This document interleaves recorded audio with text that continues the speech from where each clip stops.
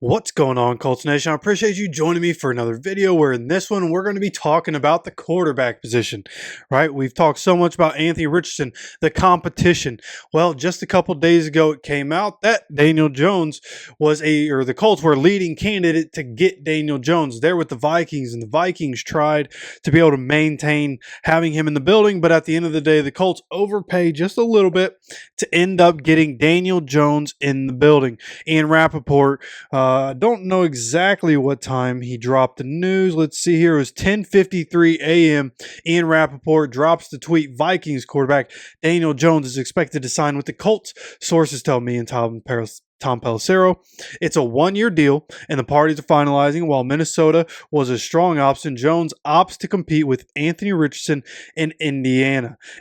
And obviously, this is a move where it just seems more likely. Like AR has already had struggles, and he's been out every year due to injuries, right? You take out him being benched, he's still missing games due to injuries. So just seemed like an obvious choice. Hey, come here. At some point, you're probably going to get on the field. Just at some point, you're probably going to get on the field, and that's the way the contract works out, right? This is again, a one-year deal. Ian Rappaport comes on here with another tweet. He says, quarterback Daniel Jones is signing with the Colts on a one-year, $14 million contract worth up to $17.7 million. So it's not like there's a bunch of leeway there, but you would assume some of that is, hey, if you play for longer than we really want you to, you'll end up making a couple million more dollars. At the end of the day, this deal includes $13.15 million fully guaranteed. So most of his contract fully guaranteed anyways, and that kind of sets the expectation of what the Colts think is going to happen this year, which is very interesting. I didn't think this kind of money would go out to a quarterback because I thought for sure, hey, we hope Anthony Richardson wins the job. And I think this money going to Daniel Jones, like everything about this, like we're going to guarantee your backup $13.15 million. Now, Anthony Richardson's contract fully guaranteed, and it's a little over $8 million a year. So when you look at Daniel Jones, the way this contract works out, like wanting to bring in competition for Anthony Richardson, like this puts the heat on. You know this happening. He's looking at the situation. He's talking to his agent about this deal and figuring out what this looks like. Well, guess what? Now it's time to put the work in. You've been putting the work in with Josh Allen. You've been working on things throughout this offseason. If you weren't already all the way in, if you weren't already full go, now it's time. This is where we see, is Anthony Richardson going to push himself the way Alec Pierce did? Or is Anthony Richardson going to fold under the pressure? Can one of these quarterbacks, that's really where you come out of it, is, hey, like last year, we had this literal exact conversation last year talking about the wide receiver position. Either AD was going to come in the competition in the wide receiver room with Anthony Gould lumped in there. Either the competition was going to raise everybody up, or it was going to crumble the room because we have a bunch of guys that can't handle the pressure. And overall, wide receivers, in my opinion, wide receivers got better. I think Michael Pittman Jr. pushed himself even more beyond the limits of what he's been capable of doing. The back injury that he played through, still being able to produce the way he did. You know what? I think we make him sit out a game and he comes back and finishes the year really strong. And then you also have, obviously Josh Downs misses a few games with injury himself, but for the most part, good season. And when he was playing, of course, a dog on the field, Josh Downs is exactly who we thought he was going to be.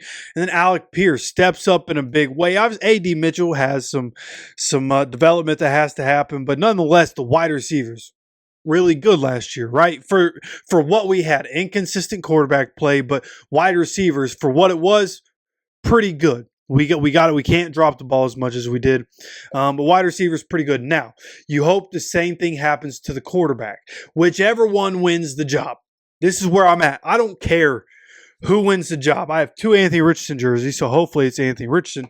But I've believed in Daniel Jones for a long time, and I have one of my best friends is probably my best friend is a Giants fan, and I told this dude for years, as soon as Saquon leaves, he's going to be a better player. As soon as Danny Dimes finally gets out of there, he's going to be better.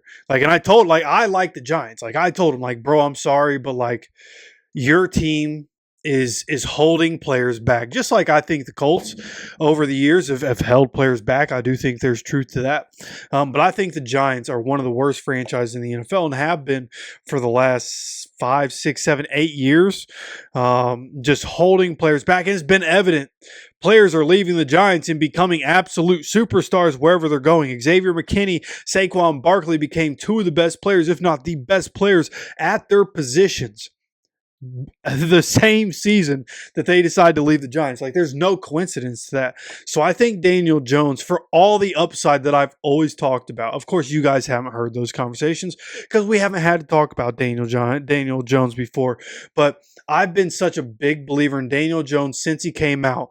With the right situation, you get the right coaching, you can really develop him into a good player. He's been in a couple different systems. He got to come in and be behind Eli Manning, and even though things didn't work out, I think there's a lot of upside with Daniel Jones, just like there's a lot of upside with Anthony Richardson. So just like I was talking about with my uncle earlier in a text, listen, because I'm a believer in both of these guys, I think both these guys have the makings to be a star in the NFL. They just have to be able to put it together. Hey, it's either a win-win situation, and one of these guys is going to figure it out and turn it on, win this competition, and really get started on their career, or this is a lose-lose where neither of these guys are it, and it's going to be very evident through this season that neither of these guys are it, and then the Colts going into next season looking for a quarterback of the future. So we'll see what happens, but that's the big news of the day. Daniel Jones coming in, and for me, like,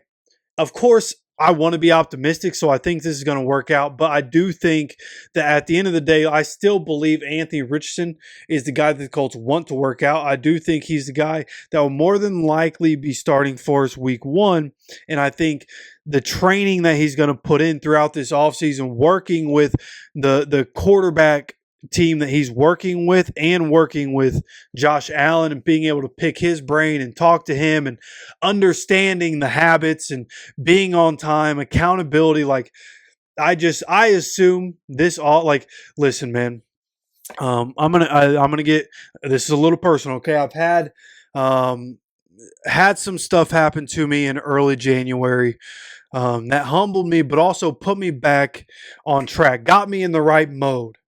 Right? Got me in the right mode to, I'm not doing the things that got me to a place where I felt good in life, where I felt like I was being successful in my job, here on YouTube, and the different, personal relationships. Like, it's still, you can think about success in the same way when you talk about relationships, right? So I wasn't doing the things that got me in the position in life that I wanted to be in, and I had to reset.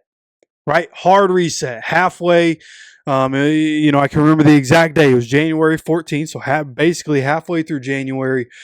And here we are, almost 2 months later, right? It's only been 2 months.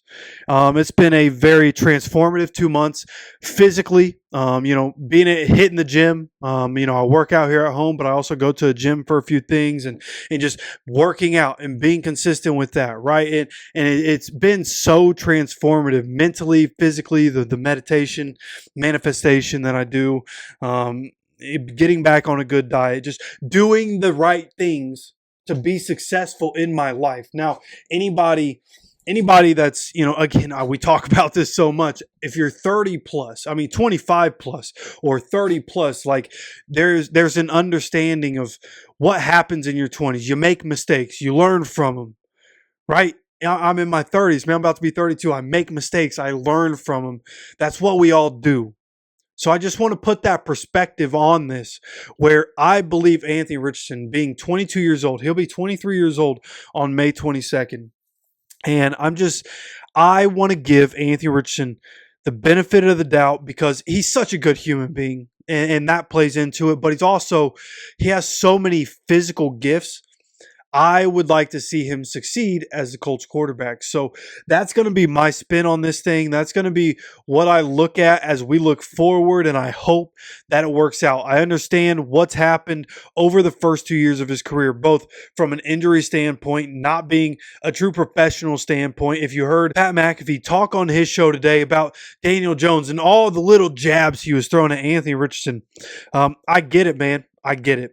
And there's really no defending what's happened in the first 2 years of Anthony Richardson's career. But as we go forward, I just assume there's going to be development as a man. There's going to be development as a football player. And I wholeheartedly believe that we can see him be better. And as long as there's a jump in what we see on the field, right? As like coming in looking like he can be an NFL quarterback. That's what you want to see this year, and then just continue to build off that as we go forward. Because again, 23 years old. Next year, week 1, he'll be 24 years old. There are going to be quarterbacks drafted next year that are the same age as Anthony Richardson. So I'm just going to sit here, even though we draft Daniel Jones.